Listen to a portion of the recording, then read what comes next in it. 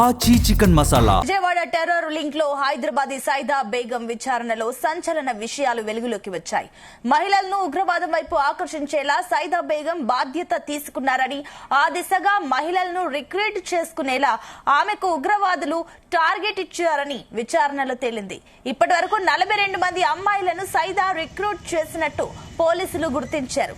అమ్మాయిలకు sniffer rifle, shooting వంటి వాటిలో ట్రైన్ చేయాలని ఉగ్రవాదులు ఆదేశాలు ఇచ్చినట్లు తెలిసింది. కవాటీన్ పేరుతో Saida Begum special WhatsApp group maintain చేసి ఈ కార్యకలాపాలు జరిపినట్లు పోలీసులు కనుగొన్నారు.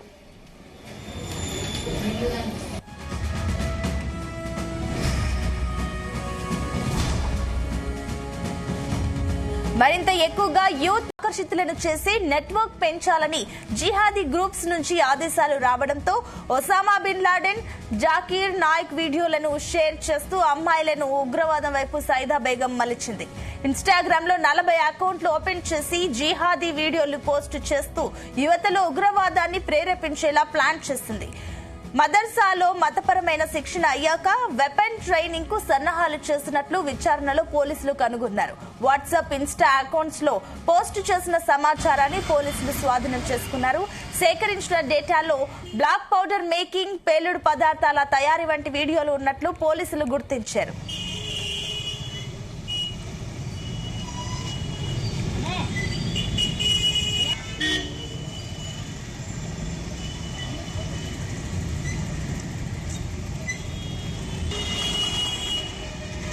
రైట్, ఇదే అంశానికి సంబంధించి మరిన్ని డీటెయిల్స్ మా క్రైమ్ బ్యూరో చీఫ్ రవితేజ అందిస్తారు. రవితేజ, విజయవాడ టెర్రర్ లింక్ లో హైదరాబాద్ కి చెందినటువంటి సైదా బేగం విచారణలో సంచలన విషయాలు వెలుగులోకి వచ్చాయి. ఈ కేసుపై ఇప్పటికే ఎన్ఐఏ దృష్టి పెట్టింది. అటు ఏపీ పోలీసులు కూడా దీనిపైన విచారణ జరుపుతున్న క్రమంలో ఈ అంశాలను కూడా వెలుగులోకి తెలుస్తుంది. మహిళలను ఉగ్రవాదం వైపు ఆకర్షించేలా సైదా బేగం బాధ్యతలు తీసుకుని ఇన్ని రోజుల పాటు ఉగ్రవాద సంస్థలకు పనిచేస్తున్నట్టు కూడా ఈ విచారణలో వెలుగులోకి వచ్చింది. మహిళలకి రిక్రూట్ చేసుకునేలా సైదా బేగం కు ఉగ్రవాదులు ఒత్తిడి చేసి తనను ఒక ప్లాట్ఫామ్ కిందకి వాడుకొని దాని ద్వారా మహిళల్ని ఎక్కువగా ఉగ్రవాదం వైపు మళ్లించి ఎక్కువగా వారితో ఆపరేషన్ చేసేటువంటి రిక్రూట్మెంట్ సాగింది అనేది కూడా పోలీసు ఇన్వెస్టిగేషన్ బయటపడింది. ఇప్పటి వరకు 42 మంది అమ్మాయిల్ని సైదా బేగం రిక్రూట్ చేసినట్టుగా కూడా గుర్తించడం జరిగింది. అమ్మాయిలకు స్నీపర్ రైఫిల్, షూటింగ్ వంటి వాటిల్లో ట్రైనింగ్ చేయాలంటూ సైదా బేగం కి ఉగ్రవాద సంస్థ నుంచి ఆదేశాలు రావడం, కవాటీన్ పేరుతో స్పెషల్ వాట్సాప్ గ్రూప్ మెయింటైన్ చేసి సైదా బేగం ఈ 42 మంది అమ్మాయిలకు ట్రైనింగ్ ఇచ్చేది, ఇంకా చాలా మంది రిక్రూట్మెంట్ కోసం ఈ గ్రూప్ ను ఉపయోగించారంటూ కూడా ఇన్వెస్టిగేషన్ వెలుగులోకి వచ్చింది.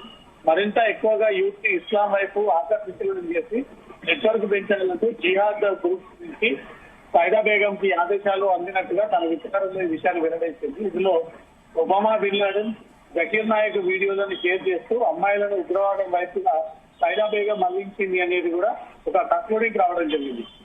ఇన్స్టాగ్రామ్ లో 40 అకౌంట్లు తెరిచి జిహాదీ వీడియోలు పోస్ట్ చేస్తూ యూత్ లో ఐడియాలజీ నింపి మొత్తం ఉగ్రవాదం ఎలా దేశవ్యాప్తంగా అమలు చేయాలి, ఉగ్రవాద మూలాలేంటి, ఈ ఉగ్రవాదం ఎలా పనిచేస్తుందనే దాంట్లో కూడా ఈ ఇన్స్టాగ్రామ్ అకౌంట్ ద్వారా వీళ్ళందరికీ కూడా పాఠాలు బోధించేది సైదా బేగం అంటూ కూడా ఇన్వెస్టిగేషన్ బయటకు వచ్చింది.